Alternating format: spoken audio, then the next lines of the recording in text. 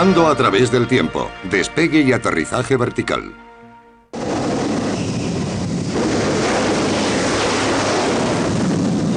La mayoría de los mejores cazas del mundo tienen precedentes que datan de mediados de los años 60. Esto también se aplica al único occidental de despegue y aterrizaje vertical, el Harrier. De todos los que entraron en servicio durante la segunda mitad del siglo pasado, el Harrier fue uno de los más innovadores. Pero a medida que el tiempo avanza en este nuevo siglo, está emergiendo una nueva generación y el sustituto del Harrier es un excepcional logro técnico.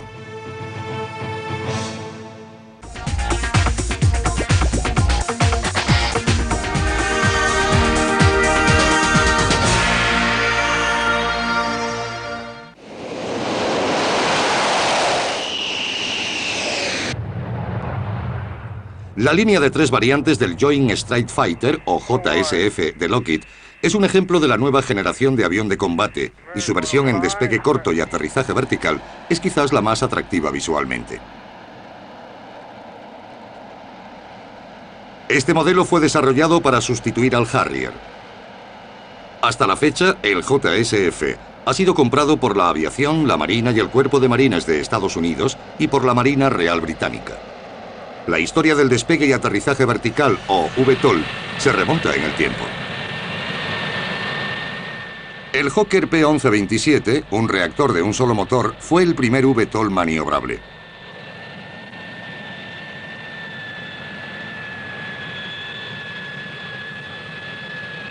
Fue un pionero que mostró al mundo cómo un reactor podía despegar y aterrizar como un helicóptero, y también alcanzar velocidades de caza.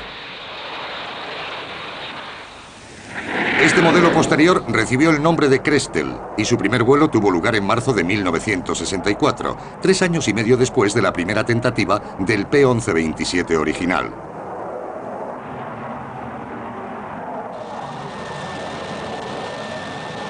En vuelo horizontal, manifestaba un rendimiento excepcional frente a los cazas de entonces, pero además podían aterrizar en vertical, y ese era su auténtico punto fuerte.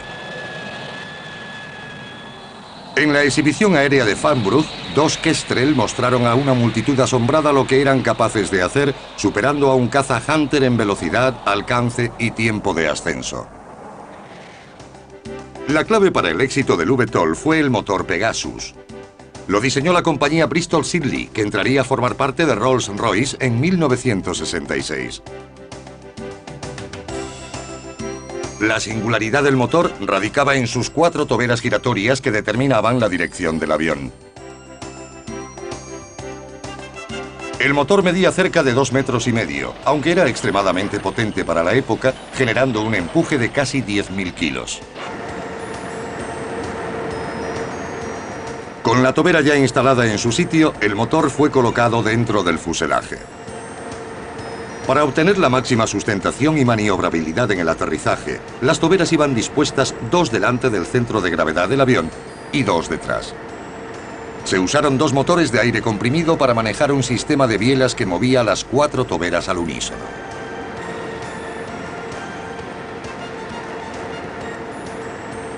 Su rotación era de 99 grados y la completaban en 1 segundo. A mediados de los 60, los P-1127 y los Kestrel habían hecho cientos de despegues y aterrizajes en vertical en diversas condiciones y entornos, como pistas anegadas de agua, desiertos y campos de hierba. Se dedujo que algunas condiciones no eran adecuadas para los VTOL. El escape del motor, situado en la parte inferior del Harrier, levanta numerosos elementos del suelo. Estos pueden ser aspirados a través de las tomas de aire y ahogan el motor. El avión pierde fuerza y se desploma contra el suelo. Aún así, aviones y pilotos ya eran capaces de llevar a cabo despegues cortos que daban mejor resultado que el despegue y aterrizaje vertical.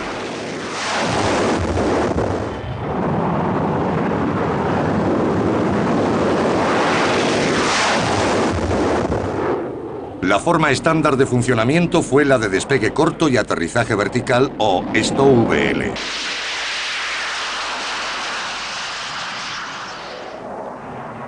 En los espectáculos aéreos, los Kestrel hacían las delicias del público. Tras una serie de pasadas rápidas y algunas acrobacias, mostraban a la multitud su auténtica habilidad. A baja altura, los pilotos hacían uso de las toberas ubicadas en los extremos de las alas, el morro y la cola. Los chorros de aire altamente comprimido que permitían al avión realizar caídas en picado, piruetas, loopings o mantenerse suspendido incluso bajo fuertes vientos.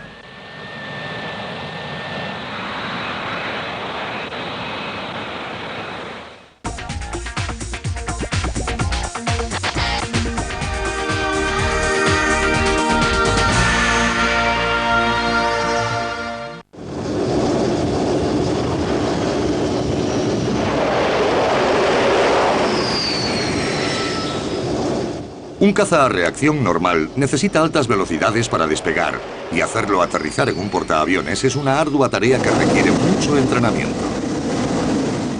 Además, se necesita un equipo humano muy numeroso y un sofisticado sistema de catapulta para el despegue.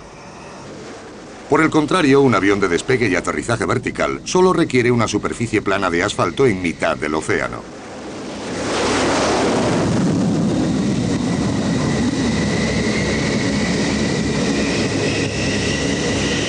Este antiguo modelo de Harrier GR está haciendo algo nunca visto anteriormente. Aterriza en el helipuerto de un navío. Jamás lo había hecho un caza a reacción en una plataforma tan reducida en mitad del mar. Esta proeza se llevó a cabo mientras el navío estaba virando 12 grados. El viento soplaba a 35 nudos y la superestructura sufría grandes turbulencias. A pesar de las condiciones, el Harrier podía realizar con facilidad repetidos despegues y aterrizajes en vertical. El Harrier continuó desarrollándose durante 4 décadas.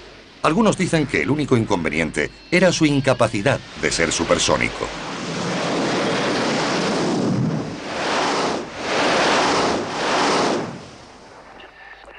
El JSF fue diseñado para ser supersónico, pero curiosamente el informe de diseño afirmaba: un alto rendimiento no es indispensable, aunque por supuesto sería deseable.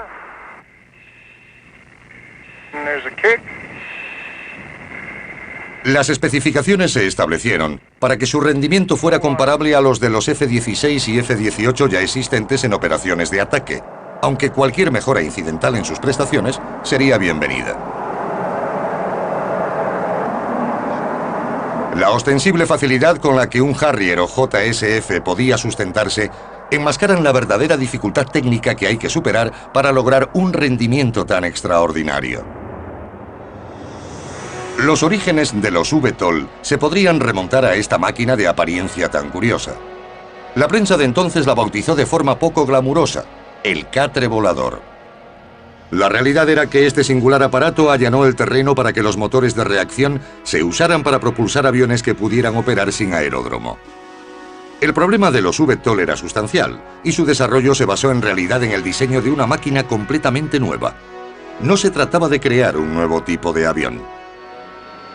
En 1955 apareció la nueva generación de los VTOL. 2 pequeños SC-1 se construyeron en Belfast. Estaban equipados con 5 motores de reacción, 4 para proporcionar la fuerza requerida para elevarlo y 1 para el vuelo horizontal. El piloto jefe Tom Brooks Smith gobernó el avión por primera vez. Se las arregló para despegar, hacer vuelo horizontal y aterrizar.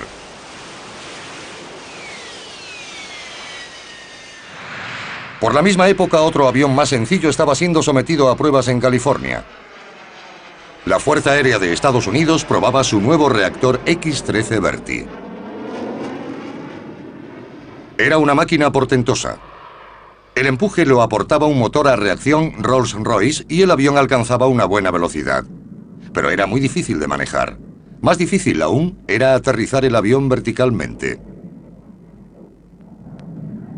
El piloto no podía ver el suelo y el diseño no prosperó.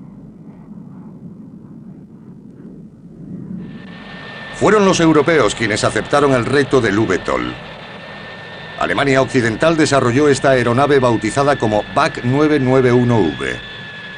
Algunos de sus componentes procedían del SC como la única tobera elevadora. La razón por la que los europeos mostraban interés en este tipo de aviones era porque pensaban que los aeropuertos serían el primer objetivo en caso de conflicto. Sus cazas se quedarían inutilizados y el avión VTOL era una opción valiosa. Tras muchas pruebas y errores, el Harrier vio finalmente la luz.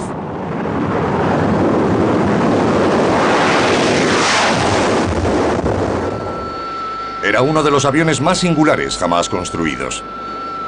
Ha sido descrito como uno de los cazas más pequeños y esquivos del mundo.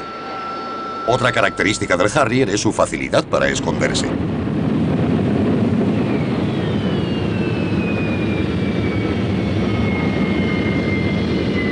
Para aquellos países que temen a la vulnerabilidad de sus aeropuertos, el Harrier es su primera opción.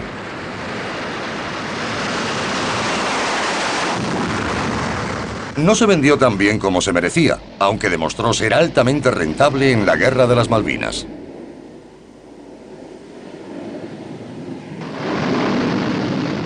Durante la campaña de las Malvinas, los portaaviones británicos Invincible y Ark Royal fueron enviados con todos los Harriers disponibles.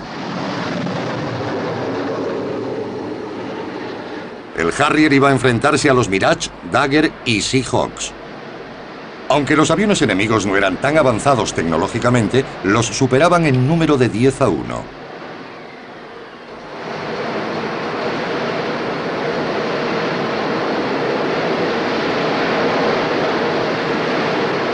Solo un Sea Harrier fue alcanzado. El fuego era de pequeño calibre y el proyectil le atravesó la cola. Voló al día siguiente. Los aviones actuaron sin fallo alguno y soportaron el mal tiempo mejor que ninguna otra aeronave de la época.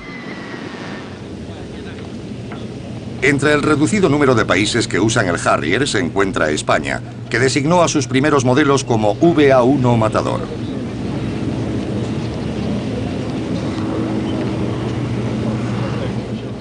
El avión de entrenamiento era el EAV-1. El Matador y sus sustitutos, los Cobra, operan desde el portaaviones español. La característica antena en la parte superior del fuselaje permite al piloto comunicarse con tropas en tierra y helicópteros. El contingente español está formado por unidades de Harrier 2 y Harrier Plus y dos versiones biplaza de entrenamiento. Hasta la fecha los Harrier han intervenido en las Malvinas, la Operación Tormenta del Desierto, Bosnia, Afganistán y más recientemente en Irak.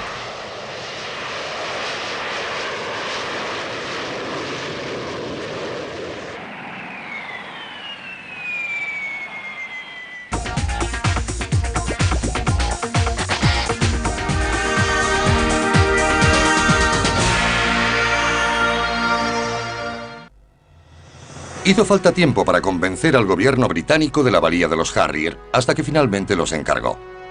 Se esperaba que operaran desde los portaaviones Ark Royal e Eagle.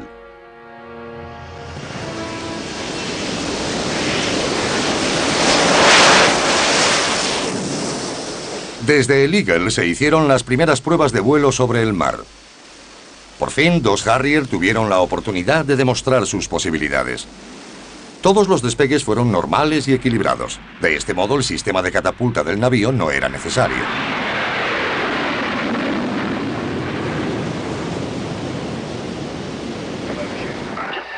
Se llevó a cabo una simulación de combate con munición de fogueo y depósitos de combustible adicionales sobre los aviones.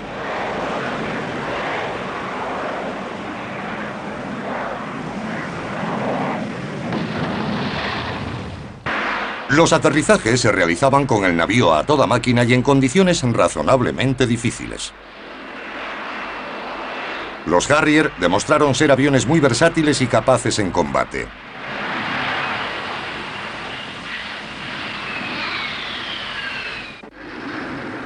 Sin embargo, seguían sin ser tomados en serio. En 1971 los Harrier entraron en servicio en el primer escuadrón del Cuerpo de Marines de Estados Unidos. El avión fue designado como AV-8A. Era una versión más sencilla del modelo británico, pero llevaba misiles aire-aire AIM-9 Sidewinder. El avión armado con ese misil era ideal para reacciones rápidas en misiones de defensa aérea.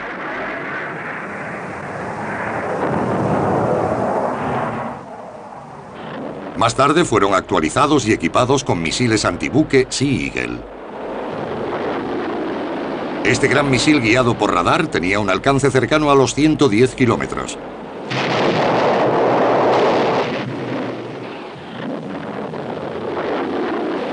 Solo los grandes portaaviones eran capaces de soportar la potencia explosiva del Sea Eagle.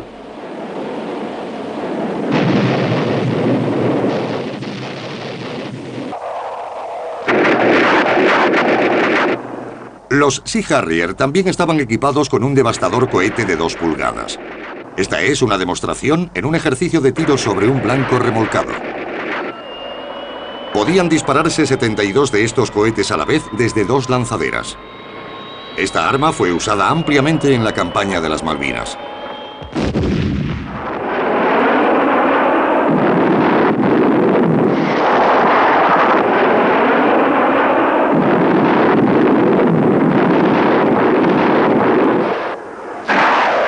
El Sea Harrier también portaba las versiones pequeña y mediana del misil aire-aire Sidewinder.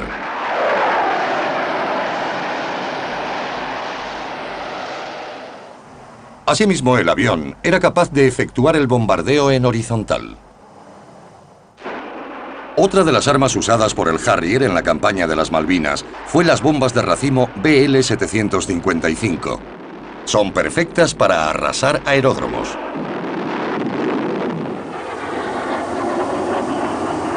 El despegue corto del Harrier, especialmente en los primeros modelos, era de una gran dificultad.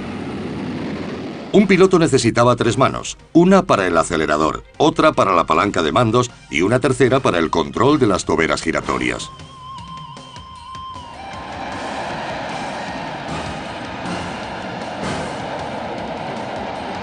Las dificultades del F-35 serán especialmente notorias para los pilotos que vuelan la versión de despegue corto y aterrizaje vertical del F-35B. El piloto del F-35B controla el avión solo con la palanca y el acelerador, dejando a un programa informático que controle los detalles más precisos del despegue corto. El Harrier funciona así. En la cabina, 2 palancas sobresalen de una caja rectangular. Una es el acelerador y la otra es el selector de ángulo de la tobera. La posición de los controles es tal que el piloto no tiene que mirar abajo para manejarlos. Para impulsarlo hacia adelante solo hay que empujar el acelerador junto al selector de tobera. Para un despegue corto, el acelerador y el selector de tobera tienen una posición predeterminada. Las toberas están a un ángulo de 55 grados. La suspensión o VTO se consigue tirando del selector de tobera hasta la posición vertical, que tiene un tope prefijado. Para frenar, se tira de la palanca y se coloca en posición de frenado. En cualquier momento durante el vuelo, el piloto puede frenar al máximo, y eso convierte al Harrier en un avión muy difícil de seguir por los cazas convencionales.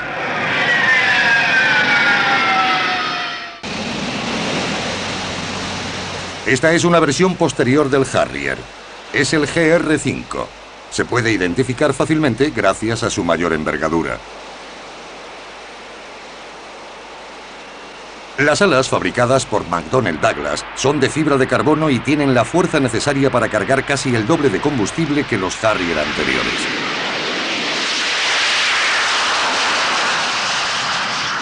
El GR5 tiene 11 puntos de armas, 4 de ellos debajo de cada ala. La carga armamentística del avión supera las 4 toneladas.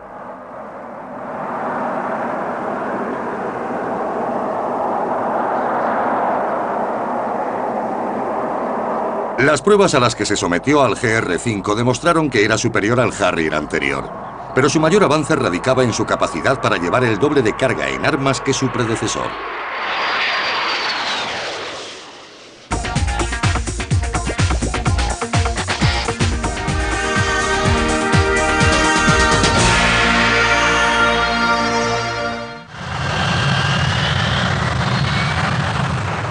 Los pilotos británicos se entrenan sin cesar y también dedican tiempo a practicar y mejorar sus rutinas de exhibición.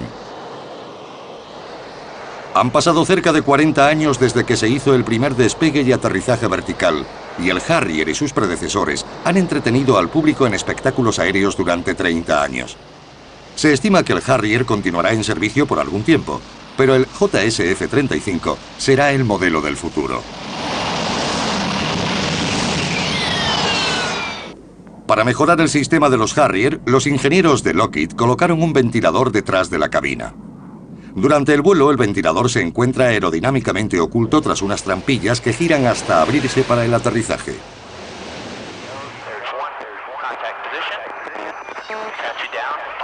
El F-35A dispone de un punto para repostar detrás de la cabina, mientras que los F-35B y C tienen una manguera retráctil en el lado derecho del morro. El rendimiento del F-35 iguala y en ocasiones supera a cualquiera de los cazas actuales. Pero el F-35 los deja atrás con diferencia gracias a su sigilo, mayor autonomía resultado de los tanques de combustible internos y su avanzada aviónica.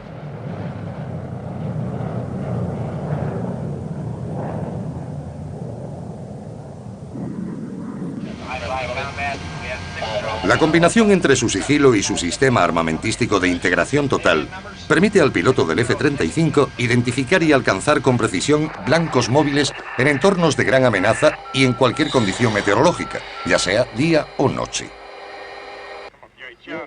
Esto se suma a su inigualable efectividad en combate. Datos actualizados estiman que el JSF-F-35 costará entre un 40 y un 50% menos de operar y mantener que cualquier caza actual.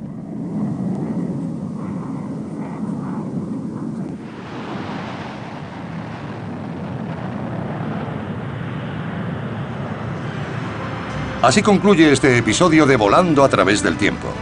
Continuaremos nuestro recorrido por los personajes, los aviones y las empresas que han formado parte de la historia de la aviación.